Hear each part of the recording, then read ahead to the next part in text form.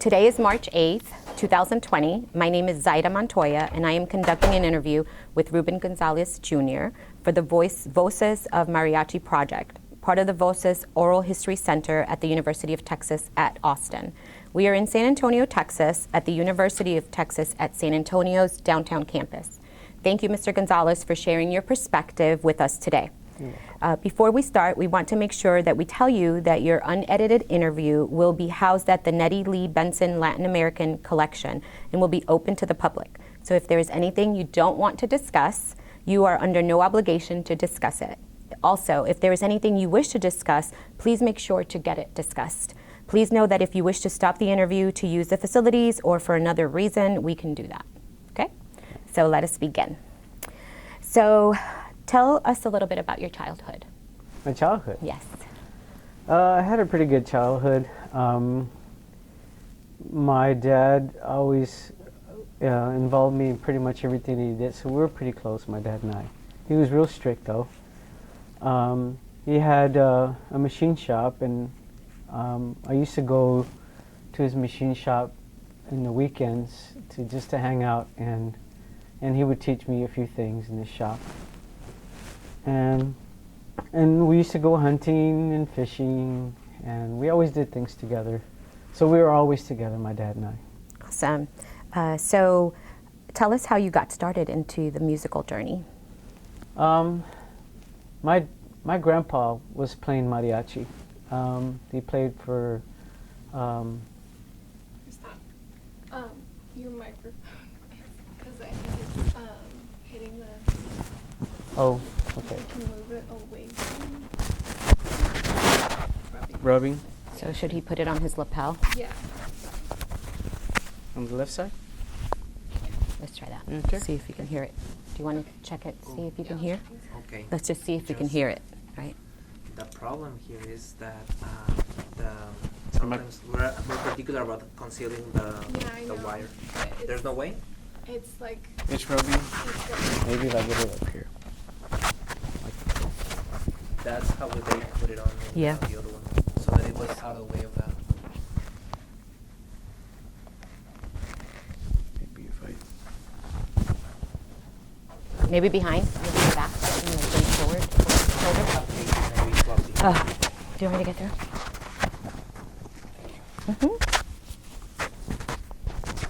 Did we pause it? Or did you pause it? Right there, maybe? Yes, you guys we edit had it? it like, yeah, that's pretty much.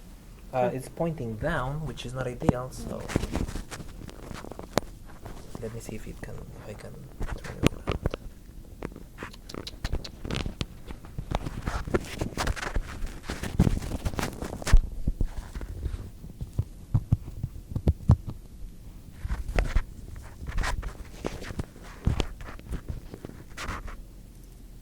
Can you pull the cable down a little bit so to tighten it? Like that. How does it sound? Testing. Is it muffled? Testing, 1, 2, 1, 2, 1, 2. It's good. Mic Yes. test. Okay. Go ahead. Thank you. Kind of narrow here. All right. Okay, so we were talking about how you got started in your musical journey. Right. So, like I said, my grandpa was a mariachi, and I used to admire him playing. Then my dad, every once in a while, would pick up the guitar, and I would watch him play with the records. And I say, "Hey, Dad, can you teach me how to play vihuela?" And he goes, "Yeah. Are you sure you want to learn?" I said, "Yes." So, since, like I said, he was pretty strict. So, with the little patience that he had, he taught me pretty much the basic chords, and we would do our own thing, our own family little get-together and families, and we would play in parks and things like that for the family. And then we would go to San Jose Mission at the cathedral, and I started playing with my grandpa there during the Mass, just with the basic chords that I had. I was pretty young, like 11. And then my dad decided to get a guitarrón, and so we could play together. And my dad was a teacher in high school, so he was trying to get him. They asked him to get a mariachi group together. So so he got the group together, and I played with that little group that he had in high school. And then from then on, we just started getting calls from people to play here and there. And we hired some trumpet players that were close to us, my cousin's cousin. And we just started doing mariachi gigs every single weekend for the rest of my life. So is it fair to say that you really enjoyed it, or did you like it from early on? Oh, Jimmy always, yeah. I always enjoyed playing the music. It took me out from you know, to see different things in life. You know, we were pretty poor. Well, you know, we were happy, but we used to play at real nice houses, and we played at real poor houses, and we played around swimming pools. We played at the convention center. So it took us out. It took us out, and I got to see the world through music, and experience different food too. You know, that's why musicians have a good tummy, because they call it panza de músico, because everywhere they go, they're offering them food. Yeah. Got to keep you fed. Yeah. So tell me who you consider to be your biggest influences musically. I would, if anything, it would probably be my grandpa and my dad. Yeah. So being third generation, did you find it like pressured to be in it, or is just something like the family business? No, it was like an honor to be part of that culture. Yeah, to be part of a musician. Yeah. What did it mean to you to be in mariachi? Just because I don't know. I think the entertainment side of me. I always wanted to, you know, I was never shy about anything, so any opportunity to to come out and show off, that was, you know, something, I guess, part of my character.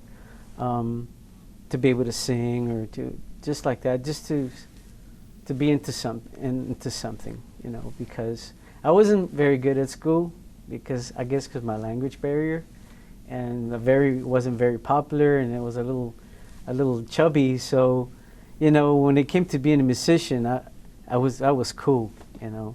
But yeah. So who would you say are your favorite musicians now? And Now? why? Mm-hmm. Wow. Now I would say, well, I look up a lot. When I was growing up, I loved Elvis because of his style. You know, he had this style that it was cool. It was cool to be able to find his own unique person, you know, and his own voice. But right now, I'm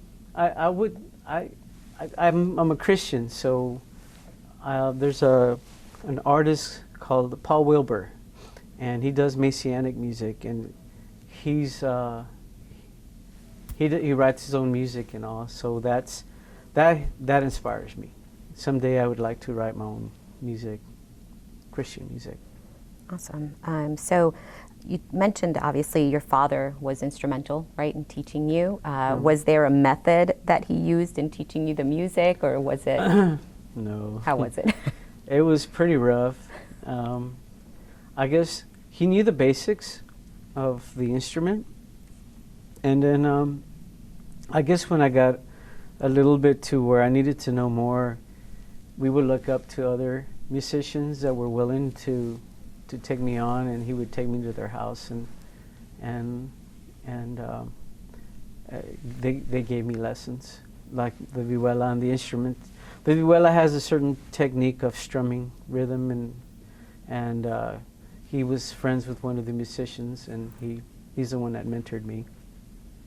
Okay. So how did your family feel about you learning music? Oh, well, my mom was pretty prideful. My sisters, poor things, they were pretty jealous because I got all the attention all the time. and till this day, I think they're still jealous. But yeah, I guess once like I said, they were a little jealous of me. But when they got to see me perform with the mariachi and all that, they felt like, hey, that's my brother, and my dad. So, you talked about your brother Paco.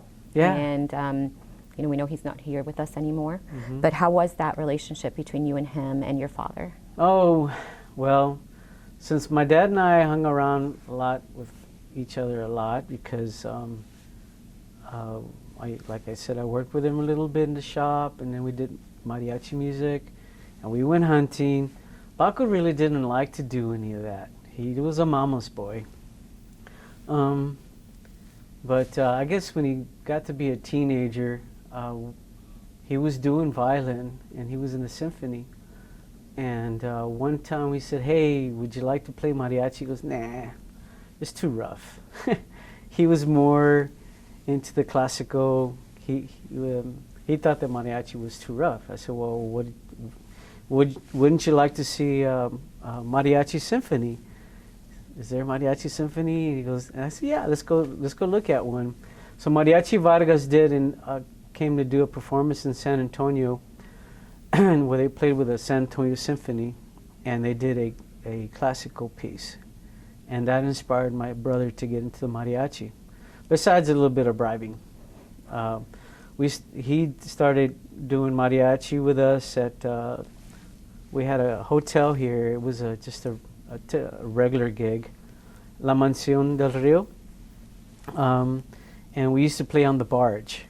And they had a margarita machine there. He never drank before. He was, 15 or so. And we gave him a taste of the margaritas. After that, he always wanted to be next to the margarita machine. But yeah, that's how he got inspired to start playing.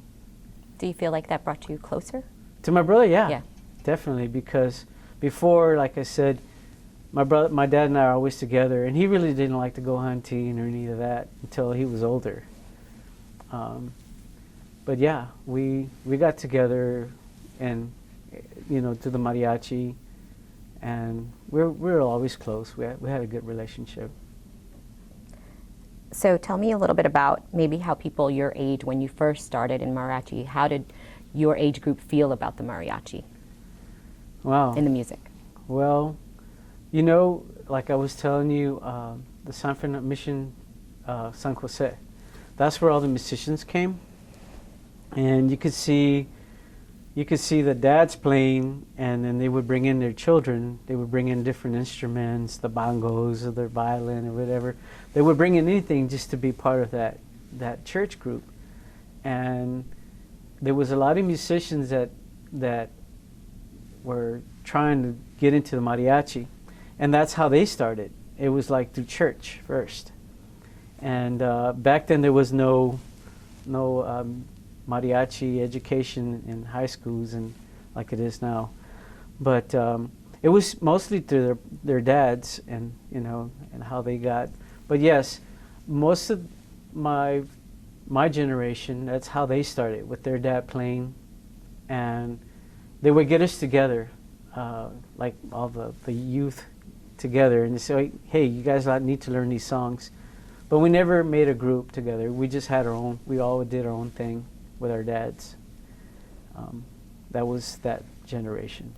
So in one of the pictures you shared with me in Yeah. your early group, there is a young lady, which was, I feel, very progressive for that time when you had that band. So can you share a little bit about how that came to be? Yes, there wasn't very many women musicians in mariachi at the time.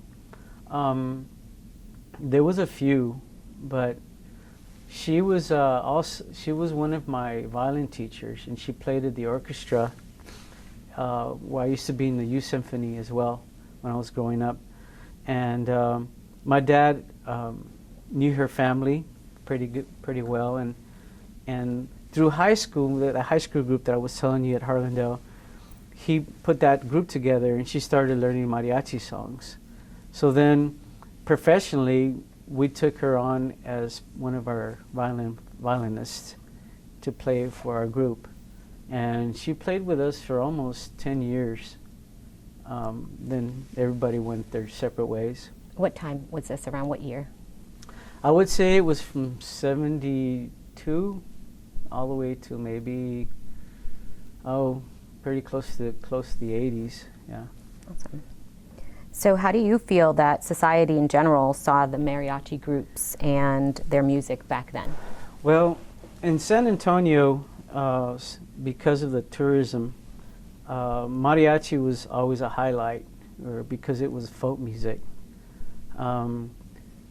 Any kind of folk music when you see culture coming together and you see the dancers and you see the musicians, and it's very unique from your ordinary thing, because it's culture. It's unique to your heritage. San Antonio was one of the first cities, I think, to make mariachi popular, because this is where Mariachi Vargas would come and do their conventions and things like that. And then we started doing teaching in high schools.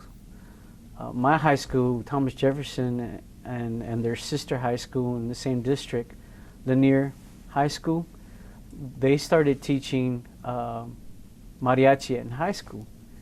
And then it just became like something that brought out the culture from the Hispanics.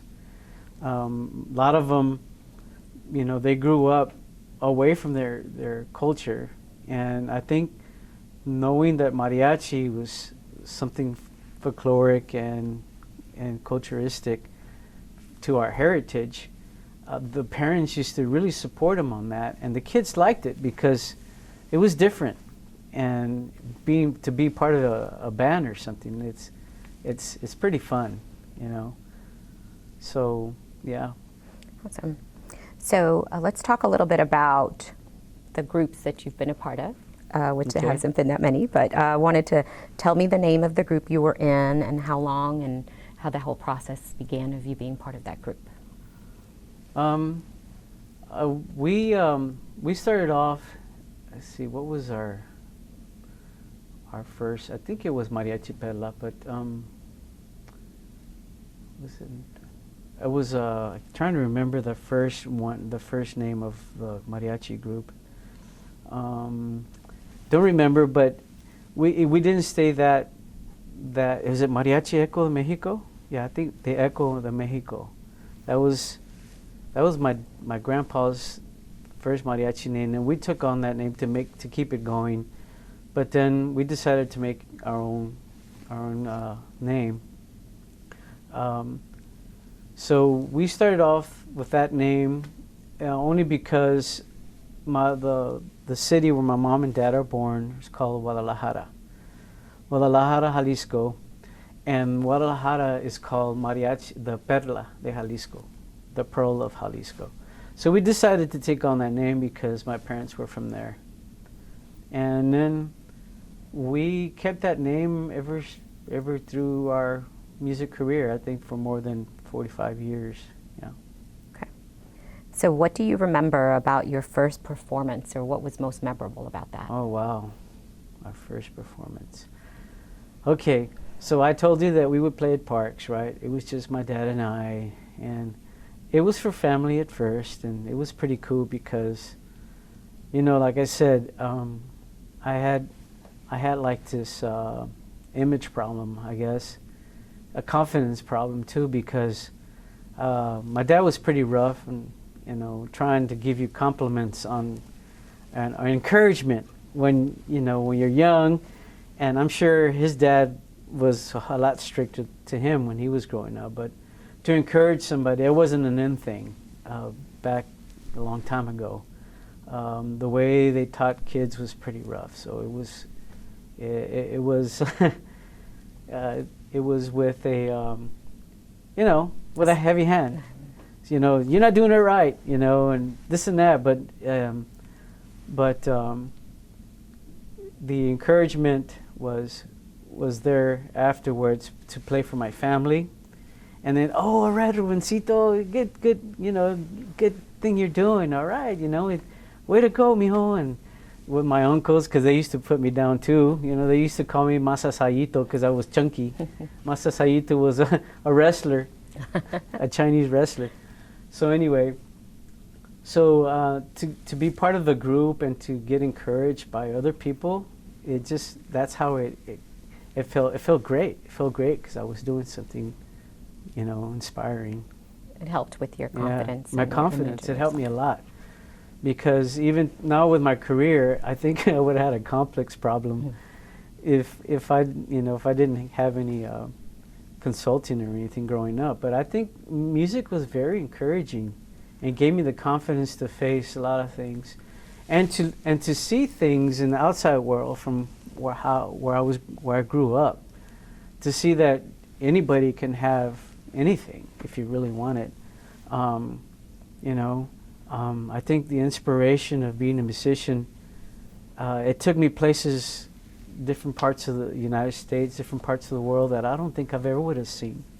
If I wasn't a musician, I wouldn't have seen some of the most luxurious houses and some of the poorest places to know that, hey, guess what? You're not living so bad after all. But they love musicians. And the other thing I noticed that you're respected by everybody, even bad people. One time we went and played in San Antonio, there's this place called The Courts, and it's where, you know, project families live. And we went into this neighborhood where, you know, like if you weren't recognized by somebody, the gang will pick you up, and, you know, they weren't very nice to you. But I noticed with Mariachi, it was, hey, Mariachi, come on over. You know, the whole thing just went away. The separation of groups went away, and to be, you know, hey, you're mariachi, come on in, because they knew that Abuelita always loved mariachis or whatever, growing up, whatever. And I think that's something about being a musician. It was really inspiring also. So being a mariachi kept you safe? Yeah, it did. It did, and gave me confidence. Awesome. So talk to me a little bit about the traje and what does it mean? Oh, the traje. Wow. Okay, well, I think originally, you're probably going to hear some history from what I know. The mariachi wore what they call the gala, okay? It's a silver on the side of the pants that used to be a brush guard for cattlemen. Because the charro is a Mexican cowboy, okay? And the charro used to wear like the metal on the side of the pants because when they went through the brush, they wouldn't get their pants ripped. But then it started becoming a decorative thing. And of course, being that we're Spaniards, we have the short jacket, okay? And that came from being the, what is it called, the bullfighter, and the Spanish bullfighter, trovador, or whatever. And that's where we got our short jacket. But yeah, it was mostly from being in the ranchitos of Mexico. There was always the cowboys. And the inspiration, I guess, since it was always musicians and weddings and things like that, the instruments that we have were derived from a little French instruments. The word mariage is French for marriage. And so when they wanted music in the marriage, and when the French were in Mexico, they used to call them mariachis over, and that's how mariachis came about. So it started becoming, it was a folk music for weddings and things like that in the little towns. Then it became something that it was part of the family because apparently you were able to make enough money to support the family. And like you were saying, asking a while ago, how was mariachi accepted in the city? Well, mariachi was respected here in San Antonio because the parents used to play that music. But in Mexico, it was different. Mariachis were known as probably the low lives. And till now, it's changed now, of course, because of course Mariachi Vargas started playing classical, and they were very well respected. So Yeah, so that's basically where we got our suit from. Of course, it felt like when you put it on the weekends when I went to go play, it was like I would guess Superman felt when he put on his uniform, or when somebody from the armed service puts on their uniform. You're representing something. Yeah. More than you, right? Farther Yeah. and be more than you. So, tell me a little bit about what type of gigs or type of events did you and your group seek out, or was it more that they were sought from you? So, kind of how did that work? I think we developed a certain type of style where we kind of love to perform. That was our deal. It wasn't just the music. We like to do performance. We used to play at Folklife Festival, at Nyosa, all the festivals back then. We used to play at the St. Mary's University before they became the Oosterbeek. That's the big thing now. So the stage performance is a lot different. Most of the mariachis that do stage performances, they're usually a performance mariachi. Most of our gigs were from clientele that we've had for years. I would say from day one. We play for people like, remember I told you about the high school group my dad had? People from then. We did that first night when we started playing mariachi. We did about 40 to 50 serenades, and it was for like everybody's mom in the group, and we had like 12 people in the group, and their grandmothers and this and that. And then before you know it, people would show up. Hey, can you go here? And so, okay, we'll go over there. And what do y'all charge? And back then it was pretty good. And that's another thing about being mariachi is that I always got paid. I started making $12 an hour at 12 years old. Of course, I never saw the money until I grew up or got older. But most of our gigs were from clienteles that we knew from years and years ago. We play at the party. Hey, you guys do great. How about playing at our place next weekend? So we always had, at least 5 hours a weekend. And then during the week, we did our normal gig at La Mansión del Rio. And that was for almost 45 years. So talking about your dad being, the leader of the group, Yeah. right? So how was that in your relationship? Father, leader of the mariachi, was there a distinction? Yeah, it had to be. Well, my dad, you respected him. I guess that's who you grew up. You respected your dad, and he was my teacher at one time. So yes, he took the gigs. He made the wages for everybody, and everybody was always happy with the wage. It was always good that my dad did it, and it was better that way for me because all I did was I used to give him our card with our home phone, and then they were mariachi. Okay, here's my dad. He had a book. I always had his book of the gigs, so he took care of everything, and it was good. I never, even as an old adult, married and had kids and career and everything, he would just call me, hey, this weekend we have 3-4 gigs, and for Friday, Saturday, and Sunday. Okay, that's it. Just show up to the first one, and after that, I just followed. So we talked a little bit before about some of the movement between groups. However, you haven't experienced that because you've stayed with your dad in the Yeah. group. But we did talk about Paco and him going to different groups. So can you tell us a little bit about that? What causes the movement, and what your thoughts are on that? For me, it was always because I think my dad and I were kind of like, inseparable because we had a routine with music. Every once in a while, I did get called by other groups. Hey, we need a singer. We need a viola player. And I never really had to ask my dad, hey, Dad, can I go play? Hey, somebody needs someone. Yeah, okay, he'll go too. as needed, but most of the time we stuck together. My brother, I think there was a time there where I stopped playing a little bit, and that's when I got married. And so when we stopped playing for a little bit, and other groups would notice my brother and say, "Hey, would you like to play with us?" And my brother would say, "Yeah," only because we weren't playing for a little bit.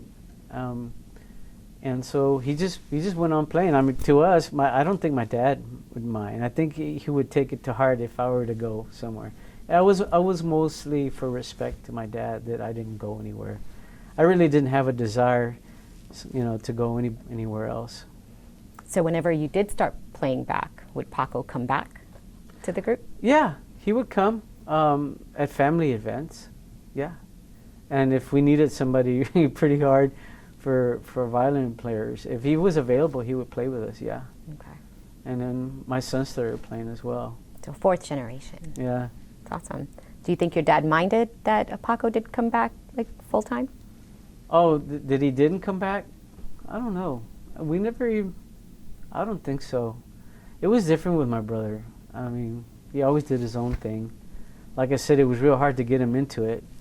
But after a while, he was a very valuable source of a violin player, a musician that I think my dad was good to let him get more experience with better groups. I mean, nicer groups.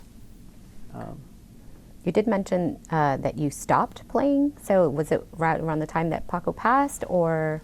It was right around the time Paco passed. I think you come to a time where, like, it was also a peak in my career too.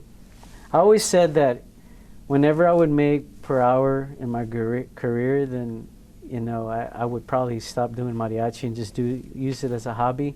I would stop, and it came right around that time when he passed, and I was thinking about doing something, stopping for a while, and two, because my kids were growing up, and after a while, being a musician does have a little tension in marriage, because if you tend to do that every weekend, then your wife starts like, okay, how about us? But yeah, it was around that time when Paco stopped, and it was mostly my dad and I had an agreement that okay, you know what, they just stopped playing for a while because it was hard to play without him, or to know that he wasn't there anymore. So then that little while turned into how many years? You mean not playing? Yeah. Oh, I think it's been since 10 years ago, maybe 13, that we stopped playing. And we still play every once in a while. An old friend or somebody would say, hey, or my mother-in-law, she'll say, hey, I want mariachis next year. I said, okay.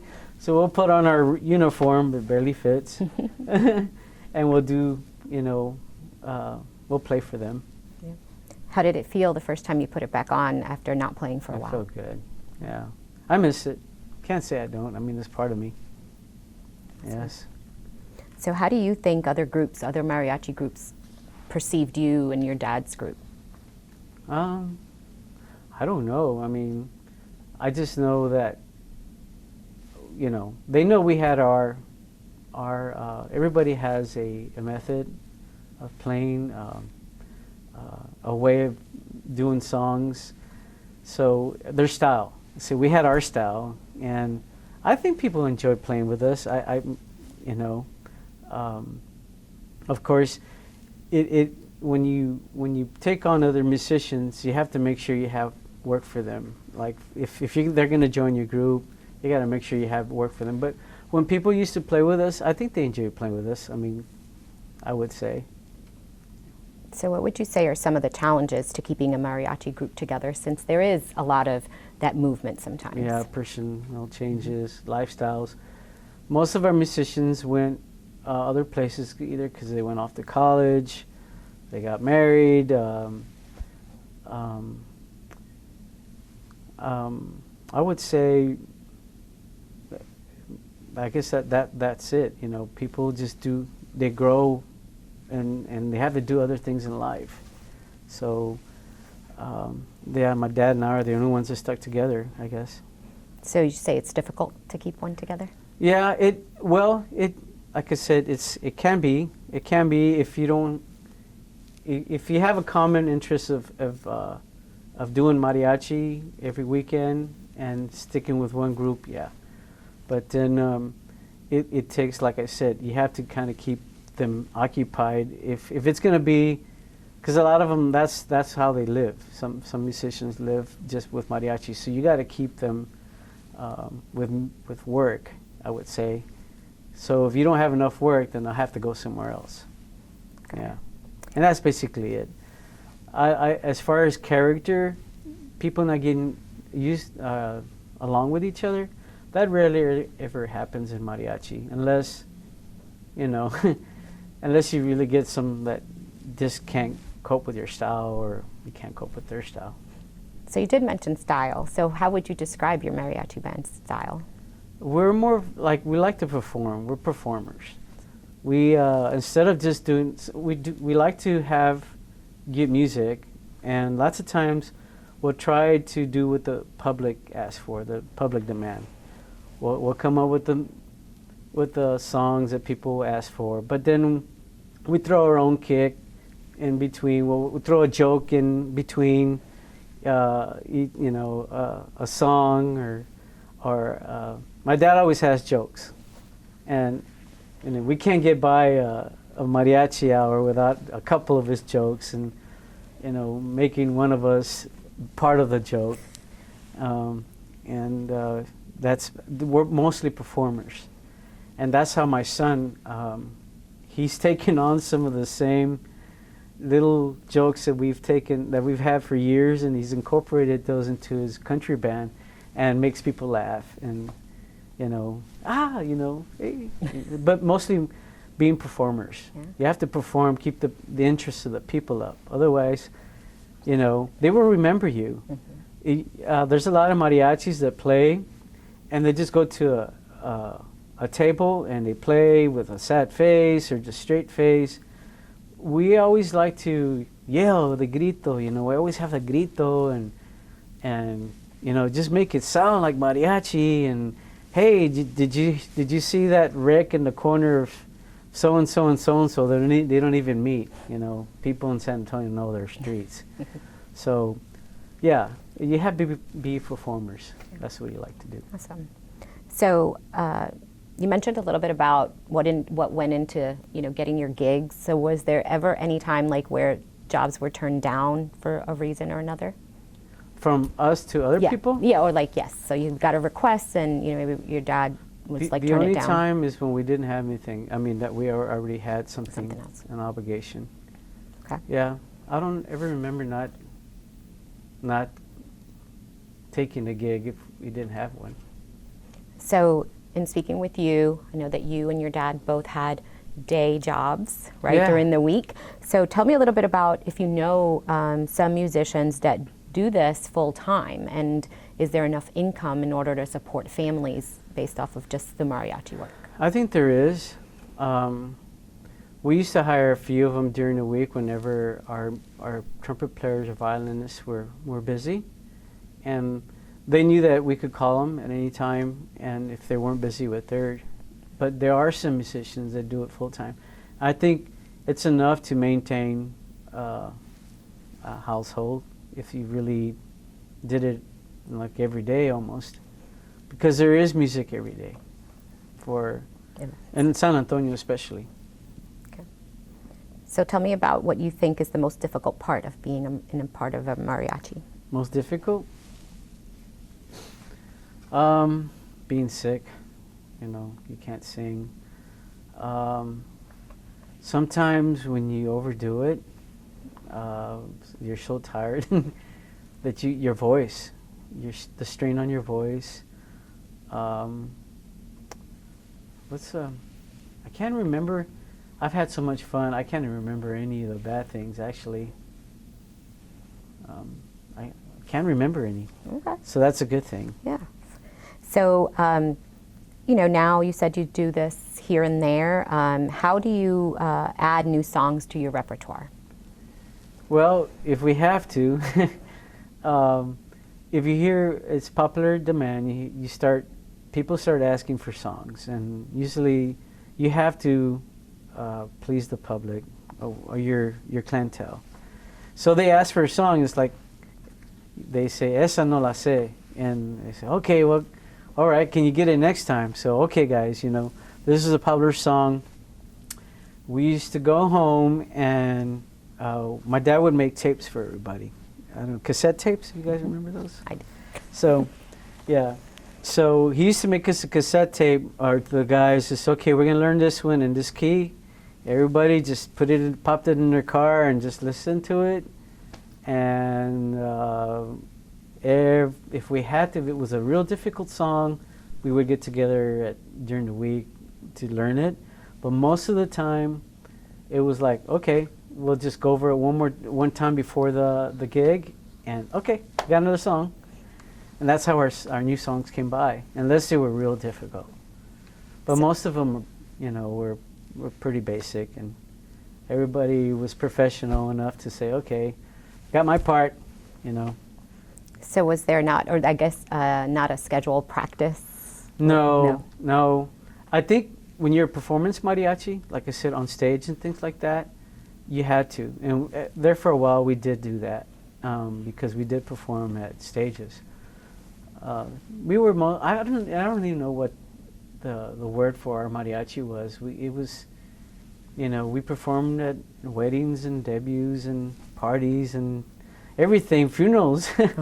But no, hardly any practicing unless we had to. If it was a hard song, everybody would get their part pretty quick.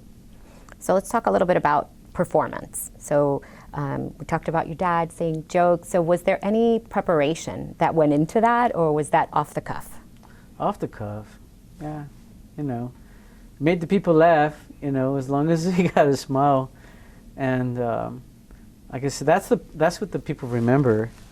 Not how good your voice was, or, and two, after you play for a long time, and you listen to whatever usually the song on the cassette tape, you knew when you have to be in, you know when you have to stop, little things like that. And musicians, professional musicians, can do already, but no. Usually we just put it together. So, how does a group learn to improvise? Oh yeah. Well, here again, you got to be professional. Like sometimes I would forget the words and I would throw in a different word, and we all look at each other, but we would keep on going. And the public's not ever gonna keep tabs of how well you know the lyrics or anything. It's how well you're performing. So if you make it obvious, like, no, you don't do that. You just keep on going, and then you just do another round, and they'll start again. But you have ways of just keep going, of keeping going. How do you feel that your group managed to stay in sync, through differences of, maybe songs that you might not have known or different things? We would improvise. See, mariachi is not like they call, when you play mariachi, there's always, they call the introduction. You always have an introduction and a reintroduction. There's always one that knew it. If you didn't know it, you improvise. Sometimes it was just my dad, and would just follow, and then the trumpets would just go da-da-dee-da-da. That was a common, like what they call add-ons, just to keep the, like, adornos. We would call them adornos. They're like, I guess, ornaments or things that the music had, just to add some roundness to it. But we would just improvise for anything. Like sometimes it would be my dad just, okay guys, I'm going to start, you guys follow. I said, okay.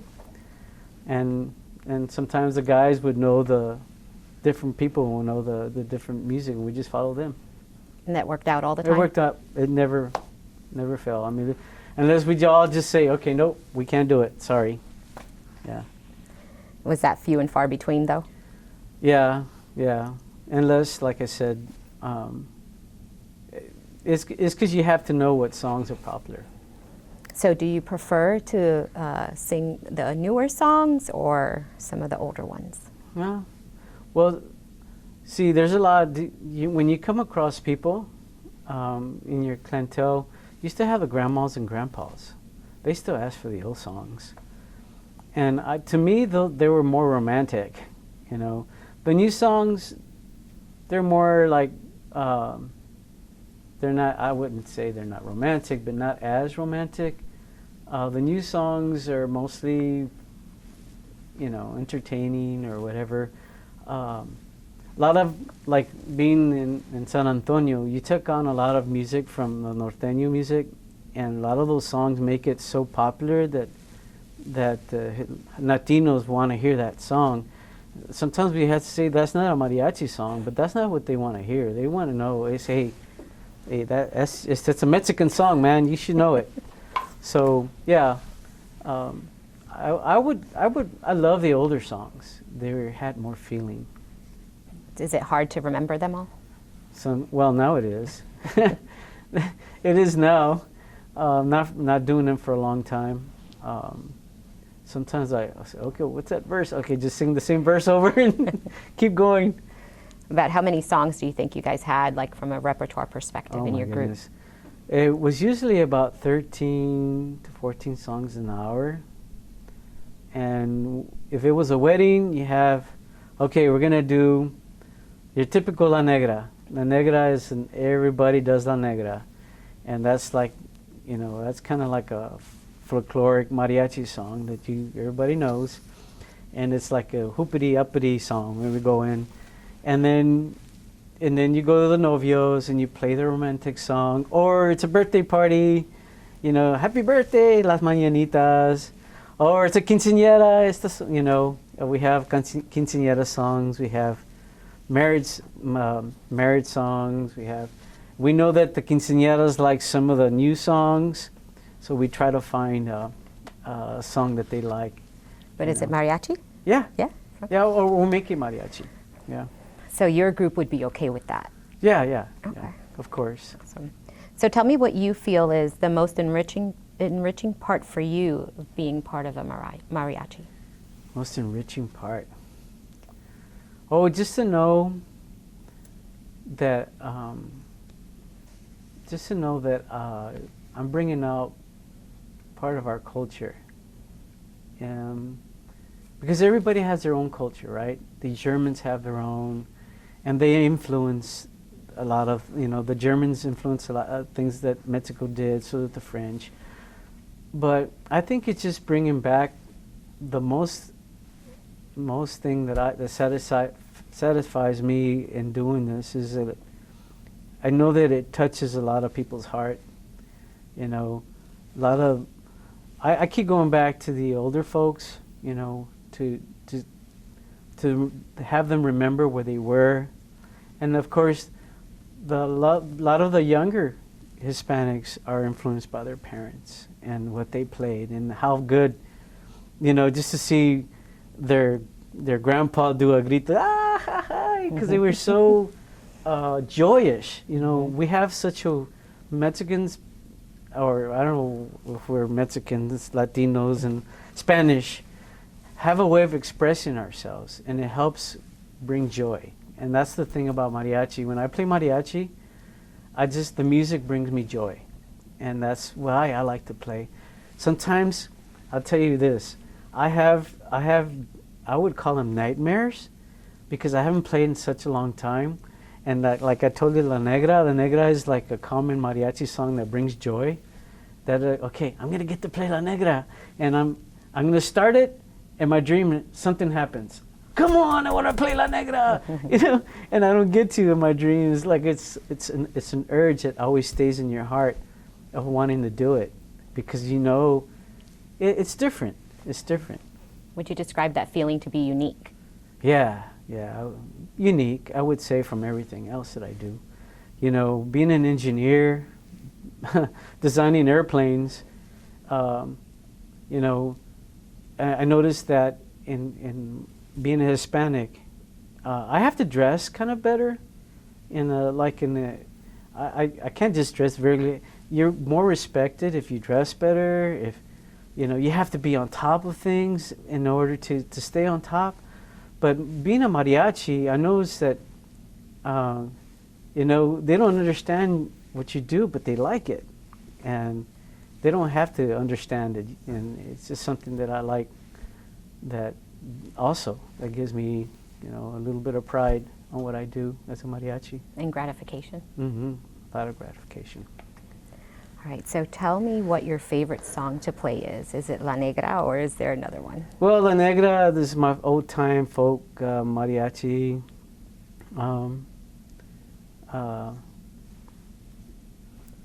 Folk music with the group, because it's like a jam session. As far as, I don't know if you know Vicente Fernandez. Mm-hmm. Vicente Fernandez sings with a lot of heart. Him and Javier Solis, I like Javier Solis, because when they're singing, they're bringing their souls out to express themselves of how they love somebody, or how that a love for their person affects them, or how it's going to be if they're not around, things like that. But I like romantic songs. So which one's your favorite? Well, Vicente sings one called Las Llaves de mi Alma. And that one, that one I really love to sing. One called Motivos. I think that one was done by Mariachi Vargas, Silvestre Vargas. That's a romantic song. That's the one we sing for weddings. Do you sing for your wife? It's funny how you mention that, because like your family gets so used to you playing, it's like, oh, that song again. My wife stopped going with me for a while because it just becomes so routine. At first it was something like, wow, But I think every once in a while I do sing her a song, and she was like, okay, that's a nice song, thank you. So talk to me a little bit about your different audiences here in San Antonio. The tourists, the Tejanos, Mexican nationals. So how do you engage them differently, and do you? Yeah, you certainly do. We used to play La Mansión again, and most of the clientele from there were convention people from different parts of the United States, or conventions that they have. It was more of the popular, the ay, cantando llores, llores, porque cantando, Yes, it is different. You kind of pick songs that they will recognize, like the ay, or You're So Dear to My Heart, Solamente Una Vez. Yeah, they have that one. We have different songs for different people, and then we'll play fast songs so that, like they always move around the hat, stuff like that. For our culture, like I said, we have the weddings and the quinceañeras, and then we come to clientele from people from Mexico. They're very hard to please. Because they want that certain song, and if you don't have it, you're not a mariachi. And, but like I said, we hardly have that problem here in San Antonio, because we have the Latinos are, like I told you how well they respect mariachis. It's only the times that, for us, it's the hardest clientele to play for is the actual Mexicans that come, and we get hired by them or their families. Although I have your Latino born and raised here, or come from Mexico here for a while, and then they invite their people from Mexico to their weddings, and then we pass by, okay, and ¿sabes esta canción? And we're like, nope. Oh, ¿cómo que no? No son mariachis. I said, okay. It's because we're not used to that song. We don't know them all, We have other lives. We have careers. Mm-hmm. That's not all we do. In Mexico, mariachis, that's all they do. That's what their living is. They have to know it. So are there any songs that evoke certain emotions in you? or feelings? Oh, wow. Never thought about that. Just like I told you, Las Llaves de mi Alma, though. It could be joyful or sad. Yeah. Well, like I said, La Negra, of course, because it is joyful. Guadalajara, we do Guadalajara because that's where our family comes from. Guadalajara, Guadalajara. And then you talk about Guadalajara, that song talks about all the little towns in Guadalajara, and it takes me back, oh yeah, well, I remember that. I can relate to that, when you sing it. Yeah. So now we're going to talk a little bit about the future of mariachi and education, right? Because you said when you were growing up, that wasn't there, and it is now. So have you been able to have the opportunity to teach your craft to others besides your son? No, not yet. I mean, if I were given the opportunity, I might do it. Along with everything else that I teach. I also do a little bit of Bible teaching. So I would love to teach. I think the next generation is coming up, my grandson. And I'm pretty sure he's going to want to learn mariachi. My son is doing country right now, so he's still a little bit too busy. But I think I'm probably going to take that on as a grandpa. Awesome. How old's your grandson? He's 6 right now. Has he seen you perform? Yeah, I think so. Just the family things. Like just the other day, it was my sister's birthday. And, he gets excited and he goes, ay, ay, ay, ay, ay, ay, ay. That's all he does. Ay, ay, ay, ay. He doesn't know too much Spanish. So how old was your son when you started to teach him? He started playing piano when he was 4. We thought that just by different things that we saw, documentaries, to get him to be part of some form of instrument, that it would help him educational-wise, and it did. Rico started playing. We call him Rico. He started playing piano when he was small, and I thought, well, you could learn treble clef and bass clef, and you use both, and you can accompany yourself with a bass and a rhythm. So he started doing that very young, and then it wasn't until he was 5th grade that he learned violin. My daughter, same thing. 4 years old, we put her for piano lessons, and they both did great. I was amazed at their attention span for that. And so that helped them with their studies. I mean, they didn't really have to try real hard for being A's and B's. I mean, I remember how hard I had to try to get C's and D's, because of my language barrier. But it helped them a lot, to learn how to read music. Okay. So tell me, what are your thoughts on the current state of mariachi musicians and on the changes to the genre? Well, professionally, it hurt us kind of like, I would say, to have the wage that we used to set for a mariachi. We used to set pretty much high wage, and we controlled how much money you made per person in a mariachi. And because we had plenty of gigs, and they were willing to pay a little bit more all the time. And it's beautiful that the high schools are teaching and the culture's coming in, but there's more musicians in San Antonio. So it's real cute to hire a bunch of elementary kids because it's cute, Oh, look at mariachis, little mariachis.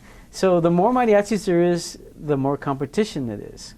So now you have to be real good, real good as a mariachi. You have to know your instrument well because there's other people that are playing the same thing, and it's also a competition thing. Mm-hmm. Now they have a competition thing in San Antonio, where the high schools get together, they compete, and you could see the singers, the good singers that play, the good vihuela players, and people start, okay, I want him to be in my mariachi group, and so you start getting all these mariachi groups, which is beautiful. It brings the how much you make a little down because there's so many of them. The competition's there.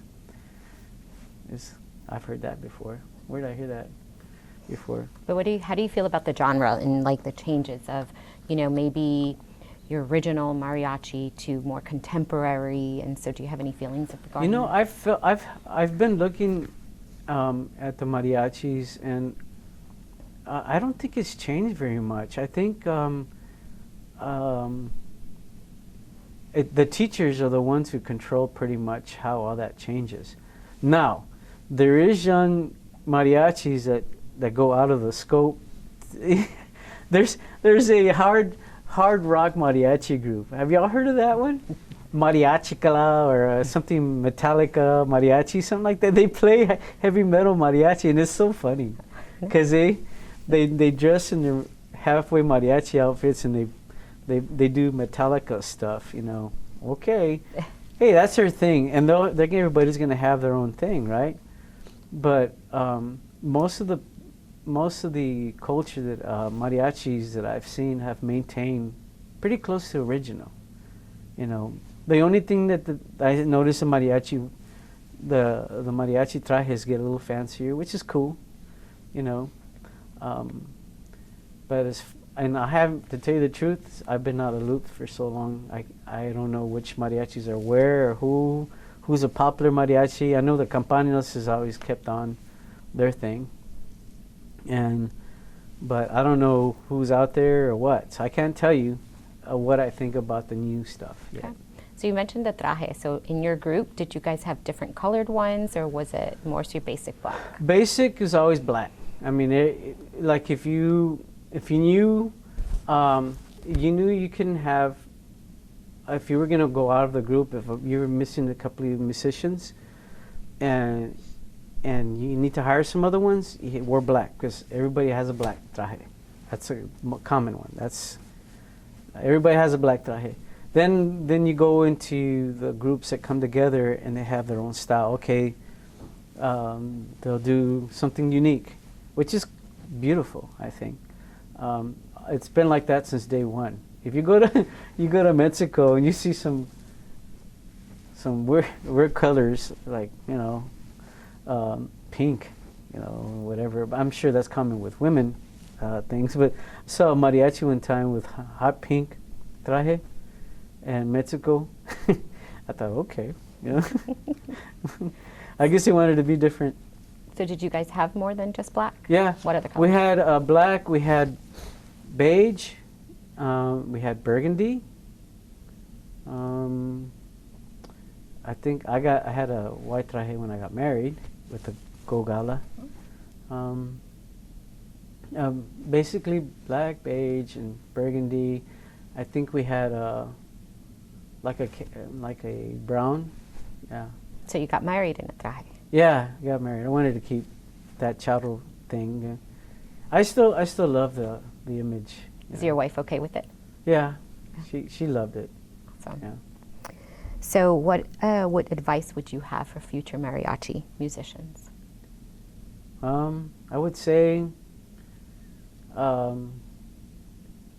you know, always perform to entertain. You know, if it starts becoming to where it's just a job, you need to change.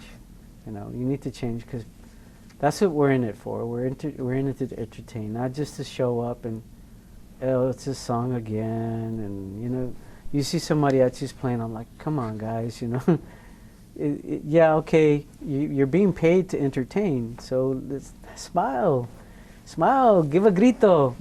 That's what I would give advice to new musicians, is like, be happy. That's what we're here for.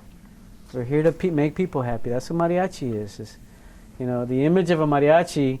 Even in movies, you see mariachis coming in, yeah, you know, whooping and hollering and showing joy.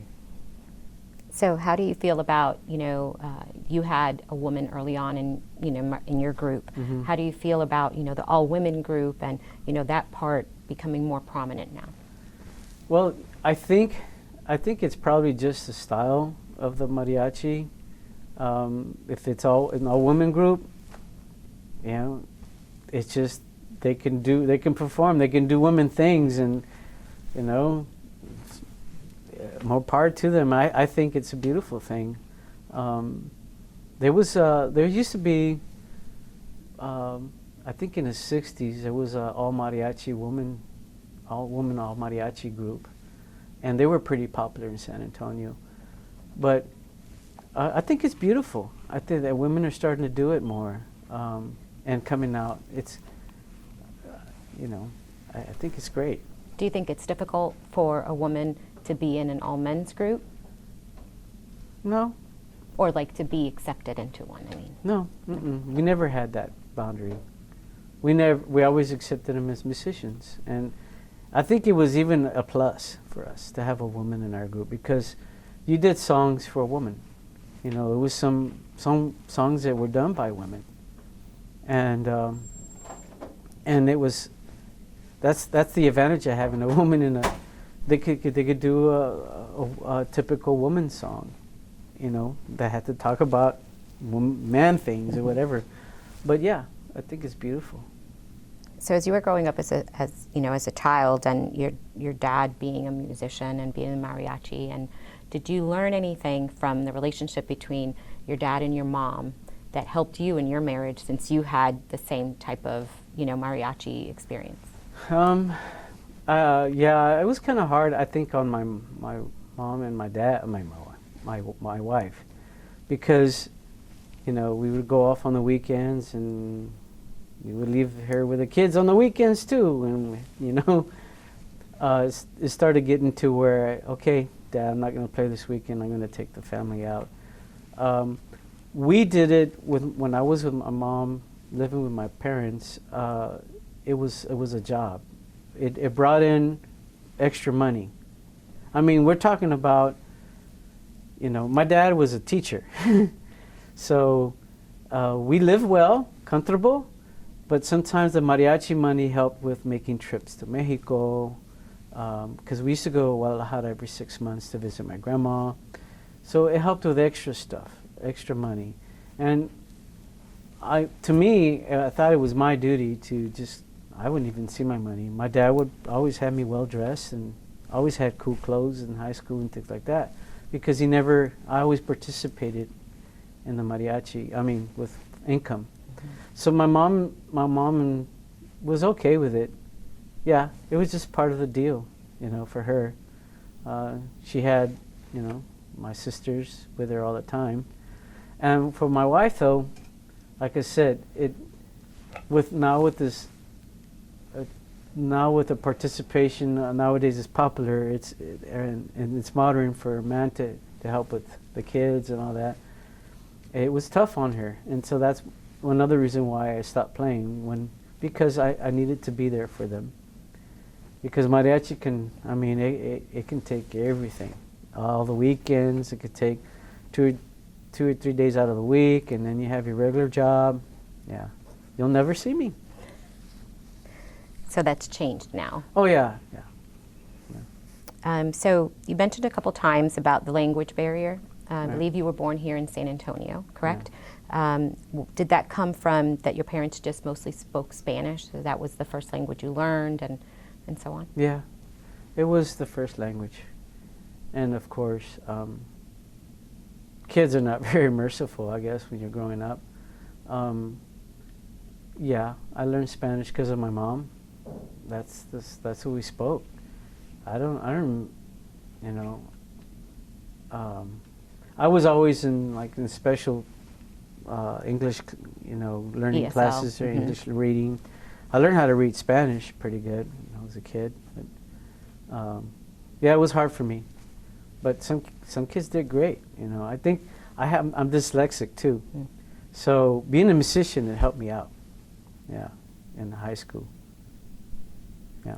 So we talked a little bit about your children not speaking Spanish. So how do you feel about that and Well, the culture? of course, they didn't want to. Come on, you gotta learn, say this and that. At first, when they grow, till they're about 12 or 13, they're okay with learning agua and all the Spanish all the Spanish words. But yeah, as they become teenagers, it wasn't cool for them, and they didn't want it. So that's the language that my wife and I would speak. If we didn't want them to hear know what we were saying, I think that was a mistake. I'm sure that's a mistake for everybody, growing up. But right now, it's like, well, come here and teach me Spanish. I said, we tried. So how about your grandchildren? You try to teach Oh, yeah. them Spanish? We speak to them in Spanish. They're like, what's that? Water, agua. So my little one, Owen, he's my little buddy. He's 2. And I speak to him in Spanish. So he knows agua. He knows all the basic words in Spanish already before English. So that's good. My son, too. He knew all the Spanish words because he used to stay with my mom. Yeah, they knew Spanish, too. So how often do you get back to Guadalajara now? Oh, not as often as I want. I do miss my cousins. My mom had 7 brothers and 2 sisters, and you can imagine their kids. They all had an average of 5, 6, 7 kids, whatever, and they were all brothers and sisters to me. So when we go to Guadalajara, and it's kind of neat though, because you go to Guadalajara and you have the American car, and you drive into the pueblitos, little towns in Mexico. You know, it's still third world almost. You're driving nice shiny American car, and it's not really nice shiny, but it was nice shiny for them. And then so you meet your family, and it's like you become. It's small enough town to where it's like when we got there, it was like they celebrated. It was a party all the time when we got to Guadalajara. So it was a highlight for me every time I went to Guadalajara, and to hang out with all my cousins, you know. As soon as I got there, I disappeared in the streets. It was a little town to where you could do that. You would go out, I think it was like maybe 12 blocks long and 10 blocks wide, and you had a beautiful church in the middle of the town, what they call a kiosco. It's like a courtyard. And you run around this courtyard, and that's where you play tag. And, you know, once you got older as a teenager, you had little girlfriends here and there. And it was neat to go to Guadalajara. I loved it. And I still miss it. Did you play? Did you ever get to play mariachi in Guadalajara? Yeah. For all the quinceañeras, all my cousins' quinceañeras, you know, that we would get there and we would surprise them with our instruments. Or we would go to buy new instruments all the time, because we would buy them and we'd sell them, and we would go pick them up and then show up at the party with playing, and it was cool. Were the instruments less expensive there? I would say there wasn't any instruments here in U.S. to buy, so we had to go to Guadalajara. There's a man in Guadalajara that made instruments. His name was Roberto Morales. He was like the Stradivarius of instruments, like what violins are now. And we would go there. He'd make them beautiful instruments, and we would bring them back and sell them or whatever.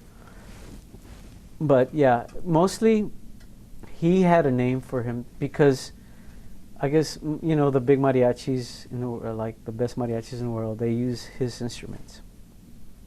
And we just knew about him because my grandpa, he knew about his name. And he would go and buy one every once in a while. So when my dad went to go buy a guitarrón from there, that's how we got to know him. And then we started taking him things from here, like tools and things like that to help better make his instruments. My dad was a machinist, so he knew all the tools that in the shop. They would talk about, hey, you know, I'm having problems with this. Hey, we got a new tool. Or he said, can you bring me one? You know, so the next time we would bring him a tool, and he would give us a discount on an instrument, or he would give us an instrument. Yeah. Was it a different experience for you to play in Guadalajara versus playing here? No. I mean, of course, my uncles were my, I guess, most critics, because, like I said, growing up, you know, you start learning some of the songs, and it's cute for you not to mispronounce a word or whatever. But after being a teenager, you would sing. They watch how you pronounce the words and stuff. My cousins hardly cared, but my tíos and tías, así no se dice así. Okay, you know, I'm trying. Yeah. So, if you don't mind, we can go back a little bit about the relationship between dyslexia and music. And you said that it helped. So, I think you said you started playing around 10, 12? Yeah. So, tell me how that experience was for you, and how did you notice the difference that it did help?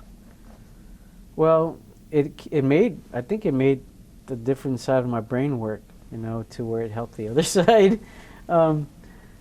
I think I could have done a lot worse in school if it wasn't for music. It's just because, like I said, it made a different, and memory too, because I had to learn songs. You had to learn the chords, you had to learn where your fingers go. So it made your brain work a little bit more, and it coordinated. I think it helped my dyslexia coordinate with being backwards all the time.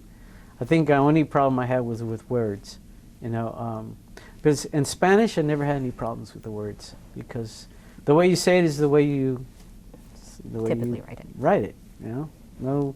No weird rules about this becomes silent and that doesn't, but yeah. Awesome. So I did want to ask you about your grandfather as well. So how long was he around, or with us after you were born, and any influence there directly? Abuelito, call him abuelito. I like I told you, the culture was different. My grandpa came from a family that was torn by the revolution, and they were pretty rough. You had to be rough because you were in war against the Spanish or the French, and you had your character had to be pretty rough. So he comes from that type of upbringing where your dad's hardly there, and if you were there, he was there. You were always being slapped around. So, Grandpa, when I used to see him play, and he wasn't an affectionate person, but when he did see you, it's funny because everybody remembers this. All my cousins, and he would come and he would go ding-a-ling-ling, he would put his nails into your head, ding-a-ling-ling, and I was like, Grandpa. But I remember that about Abuelito, and he was always by himself. I guess he didn't get along too much with the family, so he was always by himself. He lived by himself. So when I see him, I like to see him at church, every Sunday at the mission again. And I would see him then, and then we would go out to eat. And every once in a while, he would play with us. And it was always like, cool, all right, Grandpa's going to be playing with us. But it's like, okay, he knew a lot of the old songs. And, of course, he had a hard time keeping up with the new songs and things like that. But that's besides the point. It was always cool to have him around. I think he played till very, very old. I think he died in late 70s. And he started losing, I think, his mobility. He couldn't stand up very much after a while. So he played till he could, till the very end. And I remember he was always real neat, and his instrument was always clean. He was always dressed up real nice, and his mariachi traje, never a stain. He taught us that. He taught us that we should always be no wrinkled shirt. Everything had to be presentable. Pristine. Always clean, always combed, groomed. Mm-hmm. Yeah. So you were really young then when he passed away. How was it for you at that age to have been able to have the opportunity to play with him and your father in the group? Yeah, it was awesome. I miss Grandpa. It was always kind of hard. Because like I said, when he started getting older, he would just hang out, and after a while, he started just faking it because he couldn't keep up with the old traditional folkloric songs. But he would try. But yeah, I was pretty old already, and I think I was already married and everything when he would still play every once in a while. We got together. We give him the opportunity to play with us, just for him to do. And he belonged to, I forget what the group was, but it was nothing but viejitos. We call them los mariachi los viejitos because they all got together and they played, you know, as much as they could and as best as they could. Yeah, but then he became a little handicapped, couldn't stand up as much anymore. So is there anything else that you would like to add that you think we didn't ask you about? Oh my God, really? How much time do you have? No. This was a surprise, and the way I see things always happen the way things happen. And I'm glad for this opportunity to be here and for what you are trying to do for, I guess, to better, or to bring out the heritage and the culture. I know that Mariachi's done that. Mariachi's done that for our culture here in San Antonio, and I think through the United States, because I know that Mariachi is more of a competition thing, which is good, because it's brought it out to a higher level. You know, now we're doing classical. Yeah, before it used to be a folks, you know, barely make it 3 chords, and you know, but it was acceptable.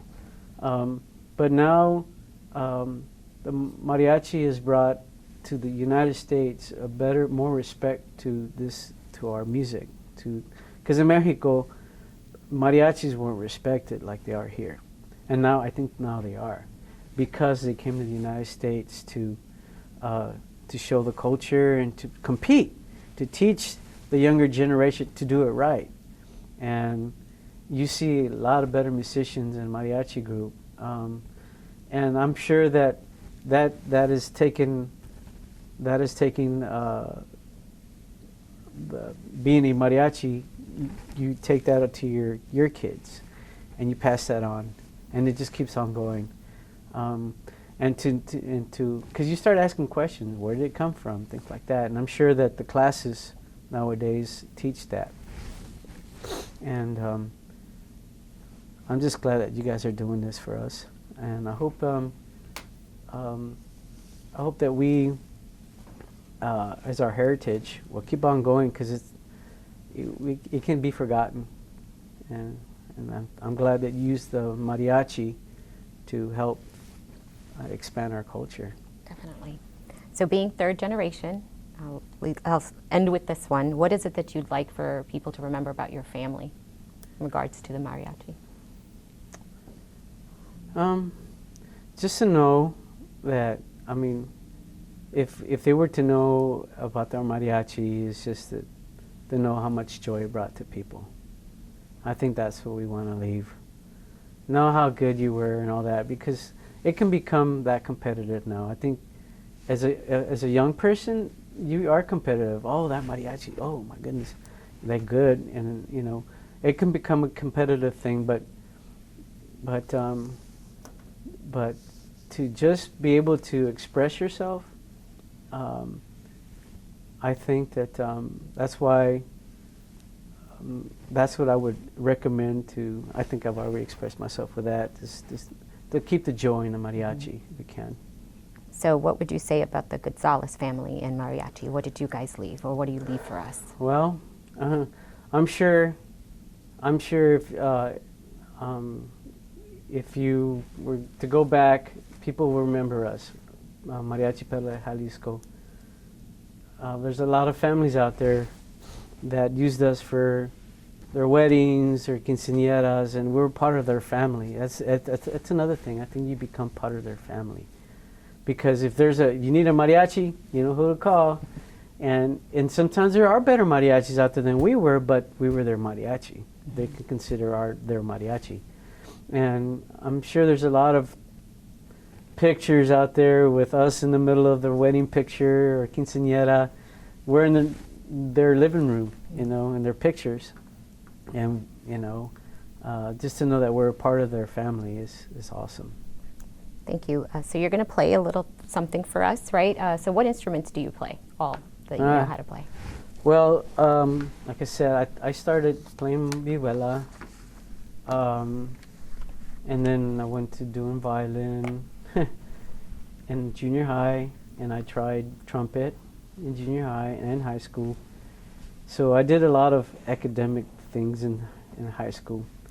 But my forte is vihuela. But I guess I can play you that Las Llaves de mi Alma Sure. if you want.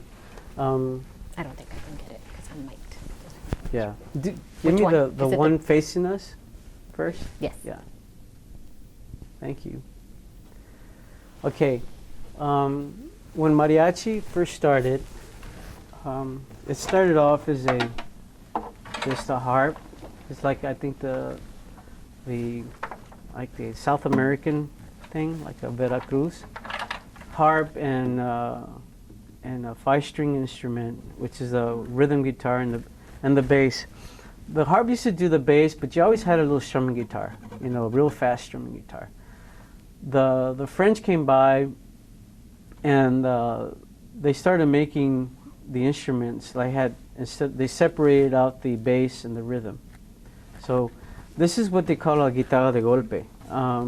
I had this since I was 12 years old. The man I was singing, Roberto Morales, my dad, he said, okay, I want one just plain, because I know that this kid's going to tear this thing up. So he made me a very plain one, and it didn't have this when I first got it. It was just plain. But I guess I took care of it better than he thought. And it's been for a while there, we let my uncle have it for a while because he was learning how to play. And then it came back, and it's like, wow, this is my original guitar. It's called a guitarra de golpe. So this was a guitarra de golpe, and that's when they wanted to incorporate a guitar into a more rhythm guitar. So they took the top bass string out, and they tuned it a little bit different. But you play it like a vihuela, and sometimes this is what I learned how to play. Now the vihuela is just like this in how you play it, but this one just has it's more of a guitar style. Remember I was telling this is the song that I told you that I like. Aquí tienes las llaves de mi alma. Puedes entrar a la hora que tú quieras para que veas si hay alguien en el mundo que pueda darte lo que yo quisiera. Ya he tratado de sacarte de mi vida. No te puedo quedar limpiamente, pero ¿qué quieres que haga, vida mía, si el corazón no ve? Tan solo verte, tu boca, tus ojos y tu pelo. Los llevo en mi mente noche y día. No me pidas que deje de quererte después que te entregué